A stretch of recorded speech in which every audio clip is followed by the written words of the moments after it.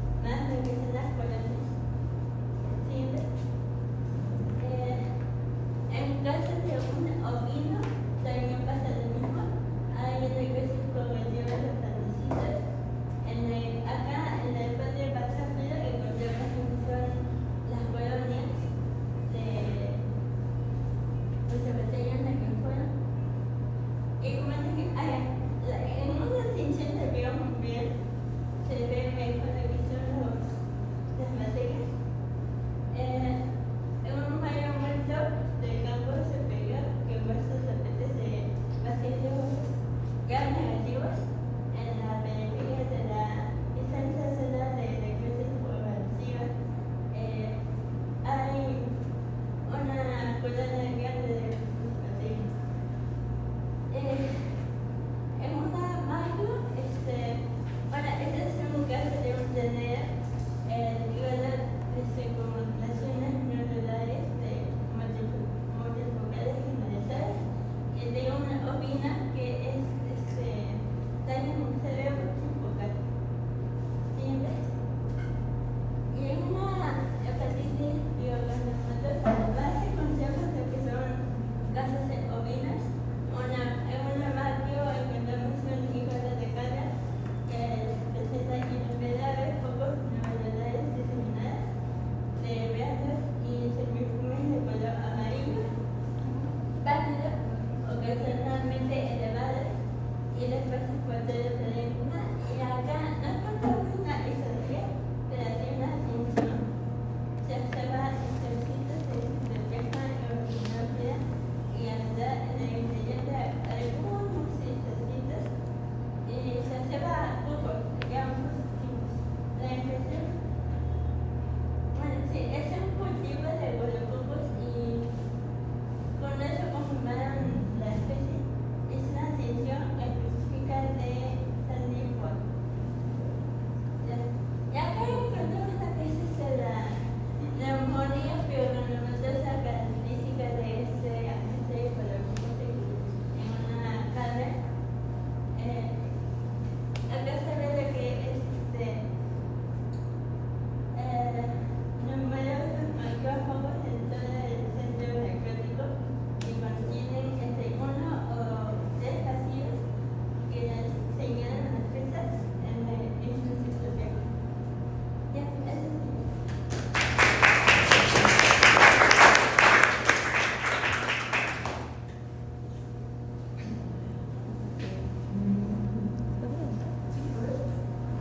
Me gustaría saber qué agente consideran que es más patógeno y cuál es el menos patógeno, y bueno, junto con su serotipo y en qué especie, porque como que han hablado bastantes cosas así.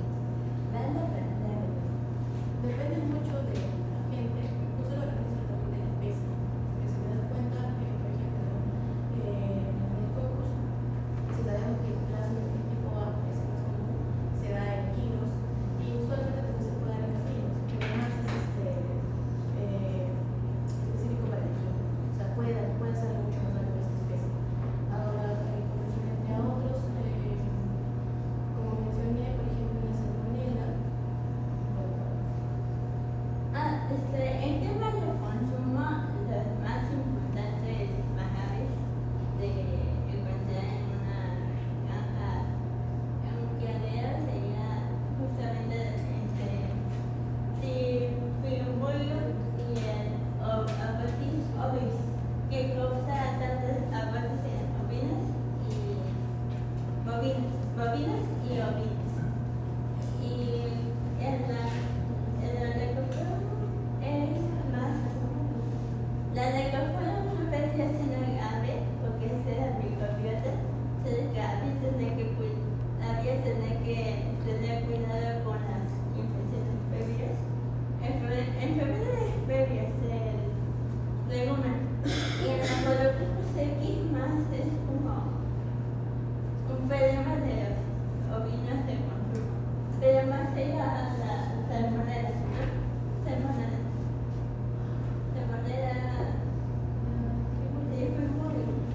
Porque le da a todas las especies. La polio. Yo quería saber también algo similar, o sea, si alguna era más agresiva, o sea, si puede llegar a la muerte súbita, si es así, cuál sería la más rápida. Es que no hay casi muerte súbita, porque en salmonela una vez que la detectan va a camar. Y eso pasa con las otras bacterias también. O sea, no conviene tener el virus y no esperen a una etapa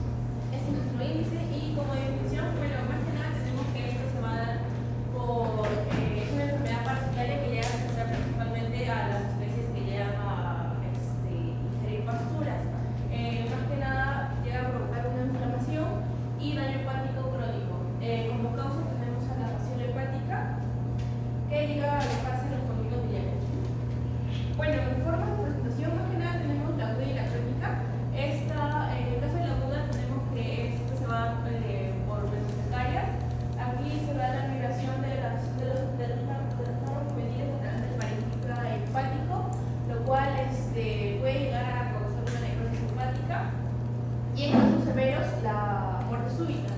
En el caso de la crónica tenemos que esta más que nada se va a dar en bovinos caracterizados por la alta presencia de parásitos adultos en los conductos biliares. También vamos a poder observar fibrosis, hiperplasia de los conductos biliares y también una colangitis crónica. Bueno, en el caso de patogenia más que nada tenemos que esta va a empezar por la ingesta de los pelos definitivos, lo cual va a ser el bovino, ingiriendo así la metacercaria, debido a que va a encontrar la metacercaria en la pastura, va a llegar al intestino, donde se va a dar la lista de la membrana, y también la forma juvenil en el caso de intestinos, y a través también este parásito la pared intestinal, llegando así a migrar a la cavidad abdominal y peritoneal. Esta más que nada penetra la cápsula y el parénquima hepático. Después llega hasta los conductos biliares, generan así una respuesta inflamatoria. Se va a dar la acción de irrigación, en este caso debido a la migración de este parásito, el cual llega a perforar y se da la producción de la enzima con capsaicina, la cual la vamos a poder observar en la pared de los canículos biliares, y vamos también a obtener los desechos y los huevos del parásito. Se va a producir la inflamación aguda y después la colangiohepatitis eosinofílica, también teniendo como lesiones áreas fibróticas y hemorrágicas. Se llega a producir una anemia con el tiempo, una anemia progresiva. Esto más que nada se va a dar por la pérdida de sangre constante. Luego se va a producir una fibrosis y también hiperplasia de los conductos biliares, generando también así una estenosis adicional y la obstrucción de los conductos biliares debido al parásito, adicionando también la inflamación crónica, la cual va a ser generada por los cambios en la convolución de las bilis, que en algunos casos también llegan a producir cálculos biliares, y obteniendo como resultado la colangiohepatitis, la colangioplasia, la cual va a ser la dilatación por el bloqueo del flujo de la bilis, produciendo también así un daño migratorio. En este caso vamos a poder observar la necrosis, inflamación, y la posterior fibrosis también generando también la pérdida de la albúmina y disminución en su producción, obteniendo como resultado la hipoalbuminemia progresiva acumulada. Como factores de riesgo tenemos que nada la edad, condiciones ambientales y prácticas de manejo. En el caso de la edad, esto especialmente afecta a los no viejos, entre 13 y 18 meses de edad, son más susceptibles. Condiciones ambientales más que nada se da en épocas de lluvia, debido al aumento de la presencia de los caracoles. En el caso de prácticas de manejo, más que nada por el pastoreo en altas zonas de humedad y por la falta de control de caracoles, afectando también así la exposición al parásito, ¿no? En el caso de signos clínicos, en el caso de agudo tenemos fiebre, dolor abdominal y hepatomegalia. Y en el caso crónico tenemos la pérdida de peso, edema circular y disminución en la fase de producción de glucógeno. Con imágenes microscópicas, más que nada en el caso de la flecha negra, acá más que nada vamos a poder observar fibrosis en la zona portal, y en el caso de la flecha blanca, más que nada vamos a poder observar la infiltración mononuclear. En la segunda imagen tenemos la hiperplasia de los conductos biliares, todos estos son. Y en el caso de macroscopías, acá tenemos más que nada la presencia de fibrosis alrededor de los conductos biliares, como pueden observar.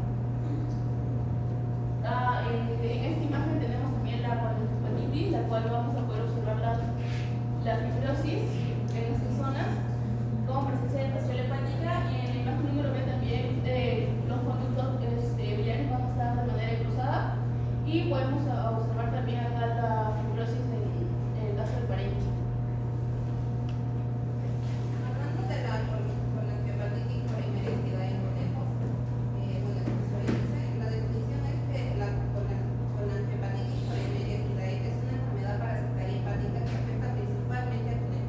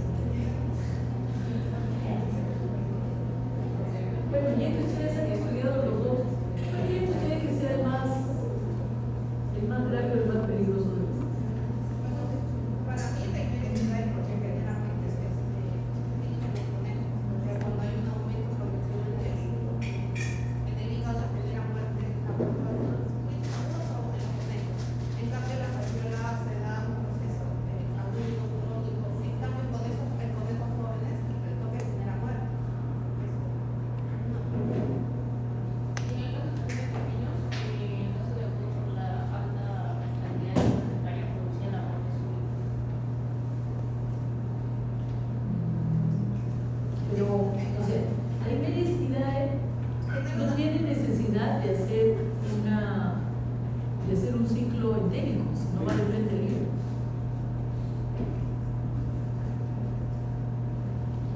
Bueno, sí pasa por el intestino luego pasa al hígado, o sea,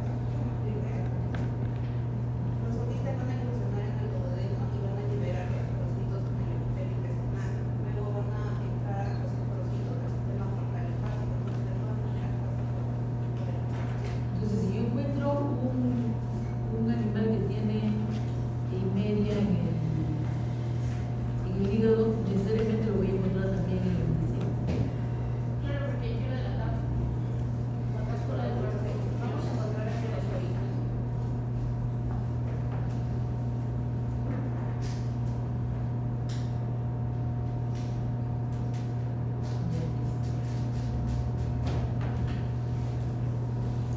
Bueno, y los huevos son liberados junto con la bilis, ¿no?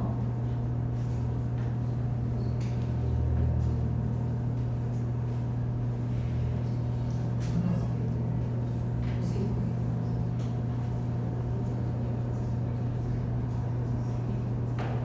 No, es que,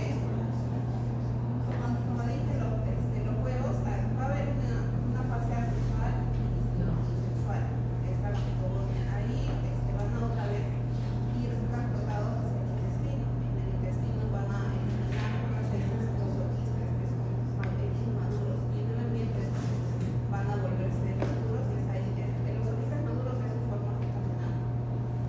Pero, o sea, como ocurre en una fase asexual y sexual, en la fase sexual, pues, la mitogonia y pasa otra vez a venir. Y ahí es donde eliminan los compuestos inmaduros.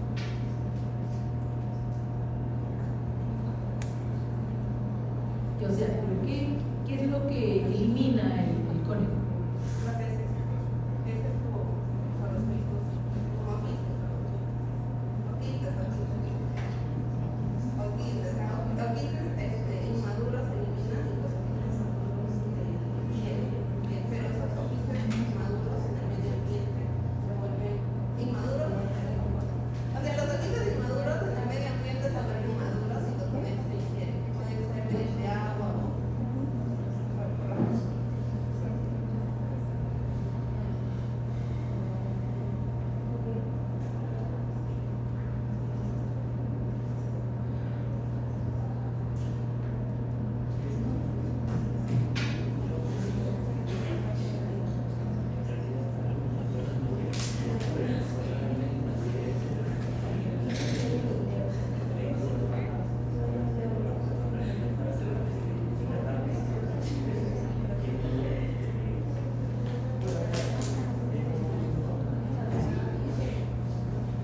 Bueno, bien, ya. Sí. Y en caso de la fasciola hepática,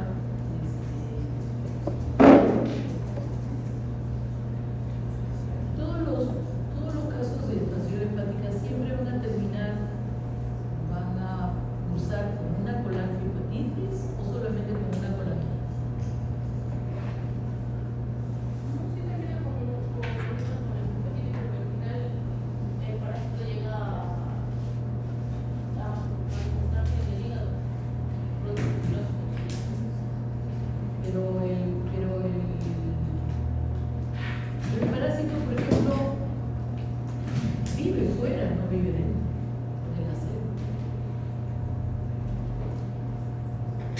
No es como la inmedia, ¿no? La inmedia necesita de las heces. La fasciola no necesita de las heces.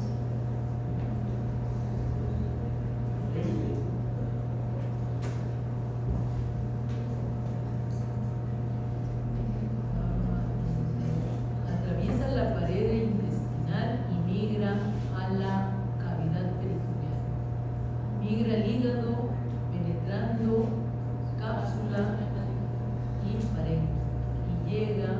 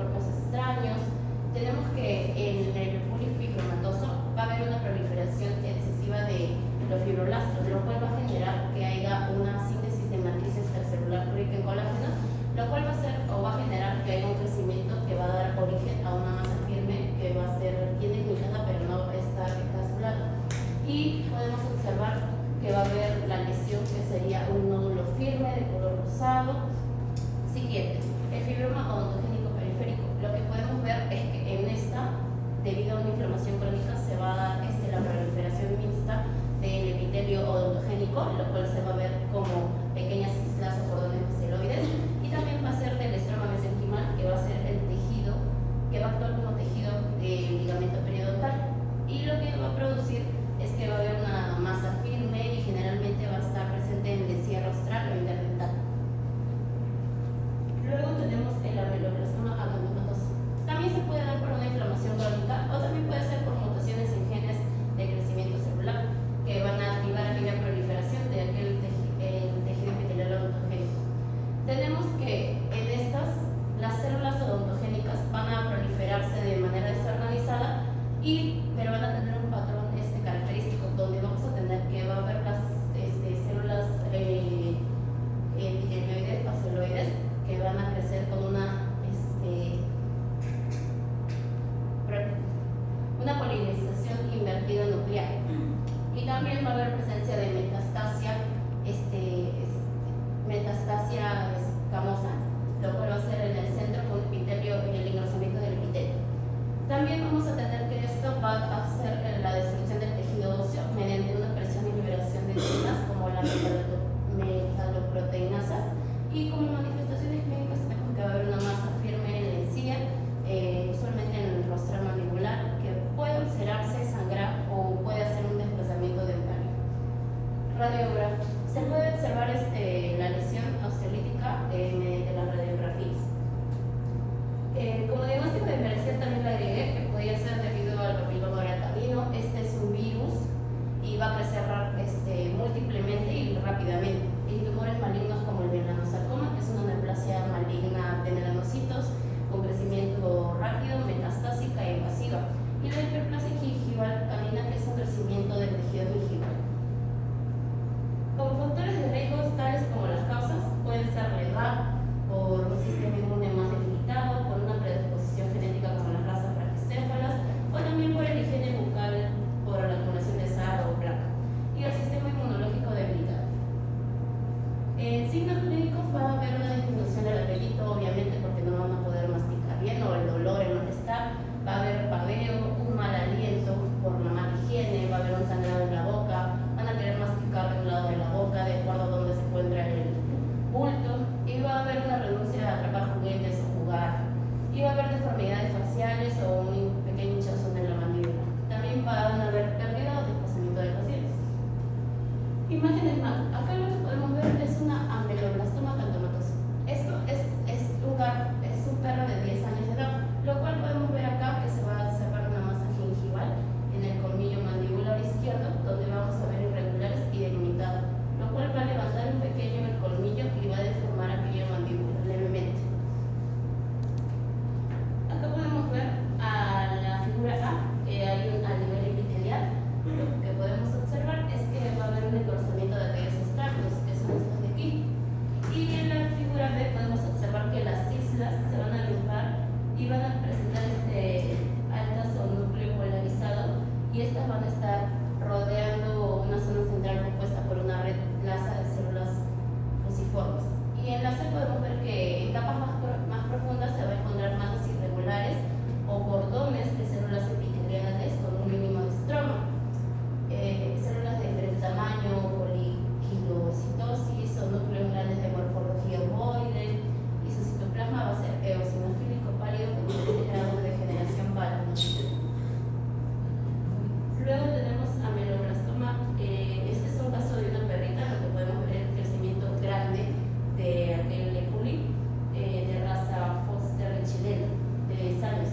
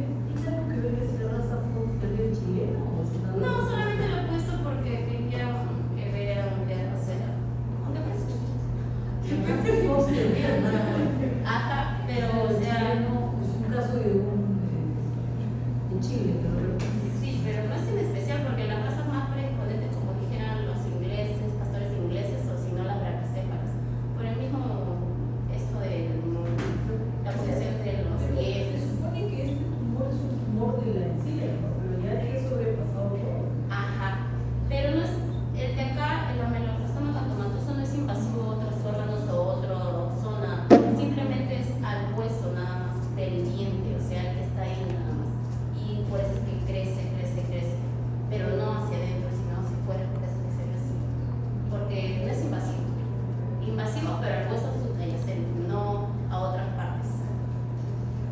Pero nos dice que es una amenorblastoma, se supone que la célula de origen es el amenorblastoma. Sí, había en la microscopía había células basaloides que eran similares a los ameloblastomas. Pero todo es del tejido odontogénico o del tejido epitelial del ligamento periodontal. De ahí nada más. Es el origen de los tres. Ahora, en el primero que hablaste del epilín fibromatoso, o sea, el estroma es un estroma común, de tejido conjuntivo, nada más, no hay ninguna alteración neoplasia en ese tejido, ¿no? No, es simplemente que crece el tejido del ligamento periodontal pero es peciolado nada más. A veces es peciolado e inmóvil, pero es nada más eso pequeño. No es que sea una neoplasia. Gracias.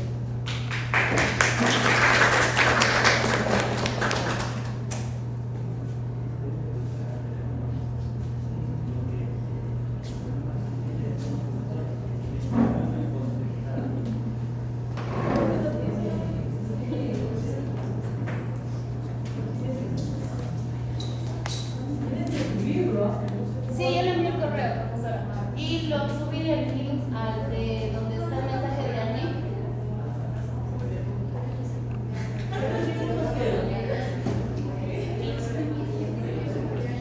Ya 10, ¿no?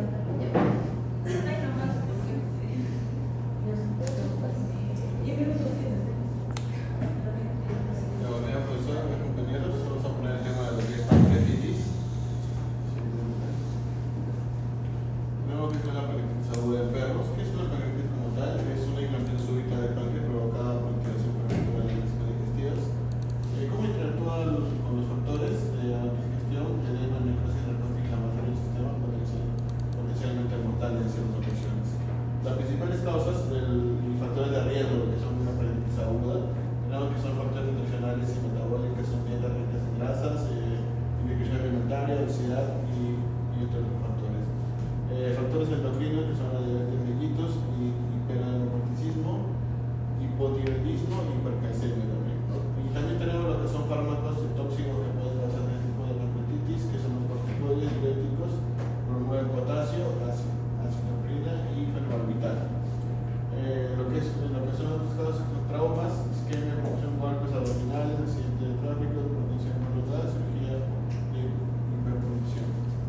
Tenemos que son factores infecciosos que son la babesia y la leishmania y otros factores que también se pueden incluir la movilidad y algunas cirugías recientes y preemia secundarias. La pancreatitis crónica del perro que todo es una definición que es un proceso inflamatorio persistente o recurrente, lo cual los brotes de inflamación generalmente de bajo grado producen daño irreversible en el parénquima pancreático. Tenemos que hay lesiones terminales que son la destrucción progresiva de los signos exógenos, sustituida por fibrosis y gran atrofia. Y algunos cambios sintomatológicos, como podemos ver aquí, que vamos a explicar más adelante de manera más detallada, que es el infiltrado linfocitario mixto, la proliferación total de las formaciones de túbulos, la presión distrófica focal, calcificaciones intraductales, la pérdida de la metaplasia en las células sinales y la producción de evolución de sistemas digestivos. En contraste, con la formación aguda, en la comparación con la pancreatitis crónica, el tejido afectado no recupera su estructura ni función, de modo que la enfermedad progresa, aunque los signos pueden ser intermitentes o leves. Aquí en esta imagen vemos lo que es una imagen más extensa, que en la banda rosada, como podemos ver, homogénea reemplaza el parenque y es elegido con comportamientos irregulares, que son las flechas que vemos acá. El infiltrado linfocítico, son pequeñas células redondas de citoplasma escaso y núcleos densos en torno a los septos fibrosos. También tenemos una pérdida de los acinos, que quiere decir que son los glóbulos normales que han desaparecido, que persisten los islotes endocrinos o productos de dentro del estroma fibroso. Y en la siguiente imagen tenemos que son colágeno denso, también linfocitos en algunas células plasmáticas y suprarrenal. Esa es la nada que le busco más sobre este tipo. ¿Y cuál es ese? No, esta de aquí. Vamos a explicar más adelante las micromas más adelante.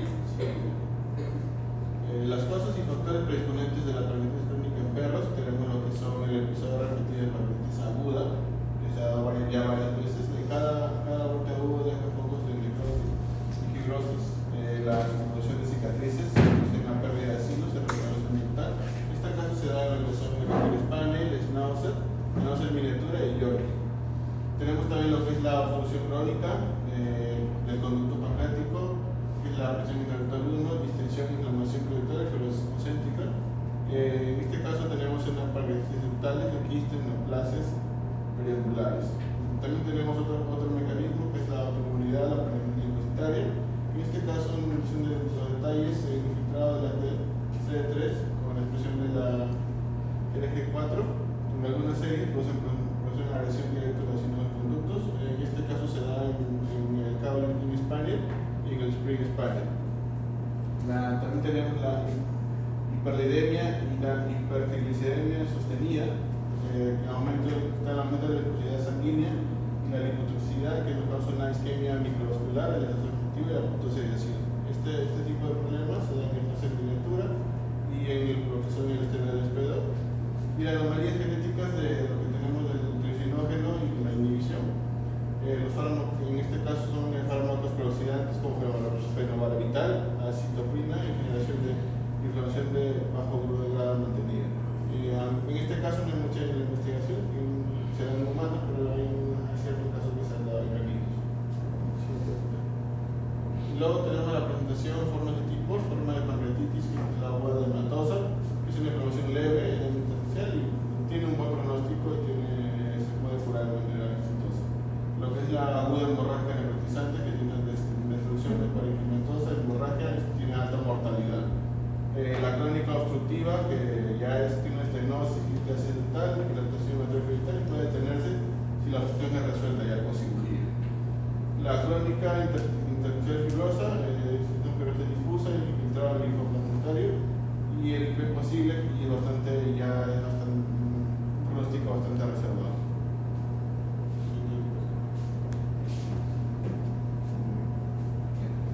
Bueno, la patogenia tenemos que principalmente los inicios, como ya puesto en la dieta de grasas o algún tipo de problema que genera un daño constante. Segundo sería la activación de las activación interpancreática de las enzimas digestivas, como puede ser la tripsina, que en este caso sería un proceso que en lugar de activarse en el intestino, se activa en el páncreas, ¿no? Lo cual esto generaría un proceso de autodigestión progresiva del páncreas, que lo que generaría un daño que sería generado tanto la necrosis y la liberación de radicales, ¿no? En este caso sería daño de las células endoteliales, epiteliales y en este caso del parénquima en general. Después sería la liberación de especies reactivas al oxígeno, en este caso como el neón, superóxido, el peróxido de hidrógeno y radicales. Esto es lo que genera aumentando el daño y generando más, por decirlo así, un daño progresivo, ¿no? Lo que generaría que y también según lo que investigué, que la inflamación constante, generando más daño en el parénquima del páncreas. Luego, después sería la lesión progresiva, que en este caso, debido a la inflamación constante, afecta a diferentes puntos, ¿no? Diferentes blancos celulares, como en este caso era un SIDA, después del Langerhans y los conductos. Y pues al punto 6, acá podría decirse que ya este punto ya es donde ya pasa de una pancreatitis aguda a una parte crónica, ya que esta activación de la activación de las células estrelladas pancreáticas, pues estas tienen la función de generar una producción de colágeno, pero fuera de la matriz extracelular. En este caso, como generan más que todo esta secreción de colágeno ya no da un inicio a una fibrosis. En este caso, lo que sería el punto crónico sería una situación, en este caso, que una vez de todo el daño, la fibrosis lo que quiere hacer es reemplazar el tejido pancreático que ya, por decirlo así, ha sido dañado y por decirlo así ya se perdió. En este caso, reemplazándolo, ¿no? En este caso, la fibrosis, como mi compañero mencionó, a este punto podría generar la parte obstructiva, la cual podría generar la obstrucción de los conductos y por ende el páncreas no podría generar una buena función tanto de los nutrientes y la secreción de sus suprinos. Y en algunos casos también menciona que afecta la parte endocrina. Y consecuente a esto puede tener una insuficiencia pancreática, ya que debido a este daño, ya que el daño no se soluciona, el tejido, la fibrosis sigue avanzando y llega a un punto donde el cual el páncreas ya no puede, por decirlo así, hacer bien su función, en este caso tener la mala absorción, en este caso la diarrea que se halla, en este caso las diarreas con componente de grasa y la pérdida de peso. En este punto es donde ya pues, se puede confundir con diferentes, pues se confunde con diferentes otras enfermedades, otras patologías, perdón. Y en este caso el 9 ya cuando es en casos avanzados, ya cuando ya llegó a este punto, ya es donde hay una destrucción de los ciclos de la y en este caso por estos daños se genera la diabetes, que sería ya es una difusión correcta.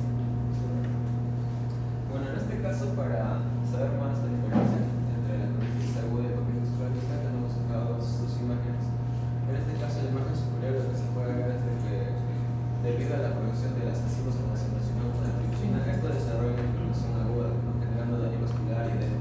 Sin embargo, si se controla en este punto, puede haber una restauración, una resolución y el daño del páncreas ya se puede recuperar sus estructuras normales, como lo mencioné en este gráfico. Pero sin embargo, en el gráfico 2, en este caso de la pancreatitis aguda, lo que se puede ver es la activación de las citocinas profibróticas, en este caso que sea la TGF beta y la PDGF. En este caso son citocinas que aumentan, por decirlo así, el aumento de la fibrosis. Y por ejemplo, la producción de células estriadas y la producción de colágeno y la fibrosis.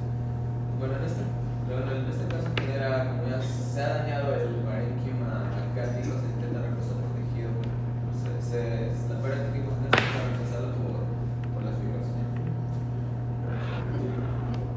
¿Qué son las células estriadas? Las células estriadas,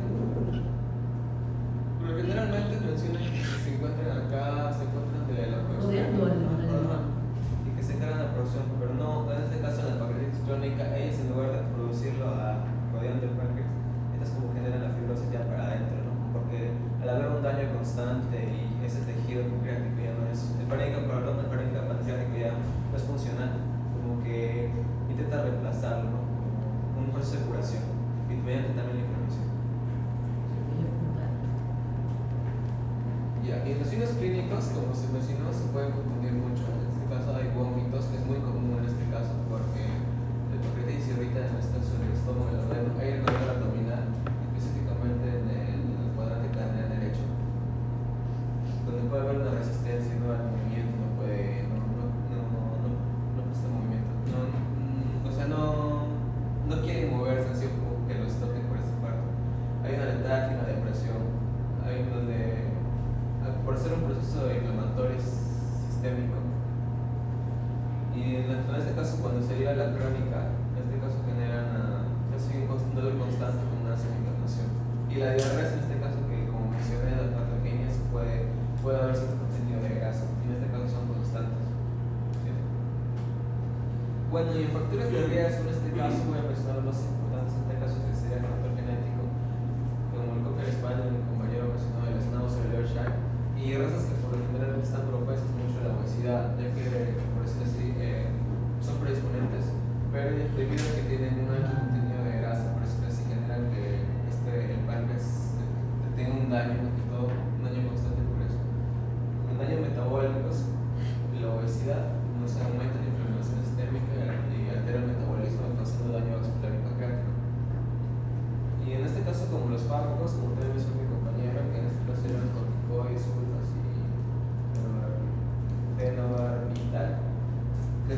estos generan un daño pancreático directo, ¿no? por el componente que tienen.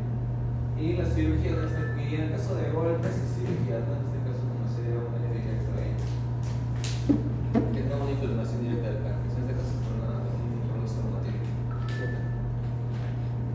Bueno, el diagnóstico diferencial por sus síntomas puede confundirse mucho con otras enfermedades, en este caso como la gastroenteritis aguda, que en este caso eran los vómitos, hemorragia y la leucosis marcada. Las obstrucciones intestinales, ya que en este caso genera vómitos persistentes. La peritonitis séptica o estéril, en este caso puede ser algo tan rígido como se mencionó. Y la torsión gástrica por los dolores y los vómitos, la colecistitis,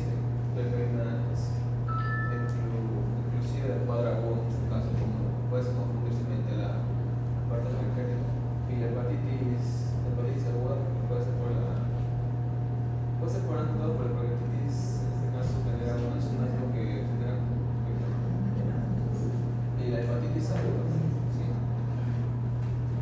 Bueno, en las imágenes macro tenemos principalmente el aspecto de cómo se ve en este caso, que es un Banger de percepción grado, que en este caso tiene una pancreatitis aguda, que en la vista general lo que se puede ver son muchos puntos de daño, como hemorragias, según mencionaba, bueno, por la calidad de los fondos no se ve muy bien, pero que tenía hemorragias y posiblemente otros cuadros. ¿Cómo le van a inducir a una pancreatitis aguda? ¿Qué empezó a sentir? ¿Qué médico? La denunciamos. Sí, Qué malvados, sí, Laura. en este punto tenemos la comparativa de dos, en este caso de la aguda y de la crónica. En este caso se puede ver lo que son las zonas hemorrágicas y el edema. Y en este caso en la pancreatitis aguda, el edema y la hemorragia es causado por se genera daños dentro de los vasos sería por la inflamación. Y en la pancreatitis crónica lo que se puede ver son algunos glóbulos resultados, en este caso de esta zona de la cocina de la fibrosis, para las áreas glandulares no elevadas, y que también se presenta como la necrosis, parte de la necrosis de grasa según Sachar en 2017. Ya en las imágenes micro, como mencionó mi compañero al principio, se puede ver en este caso dos cuadros, en este caso es una pancreatitis crónica. Aquí se puede ver en este caso una infiltración linfocítica, que son algo que en este caso mencionan las flechas. La coloración de la sí, en este caso por los ceros conductores. Ya que se puede ver también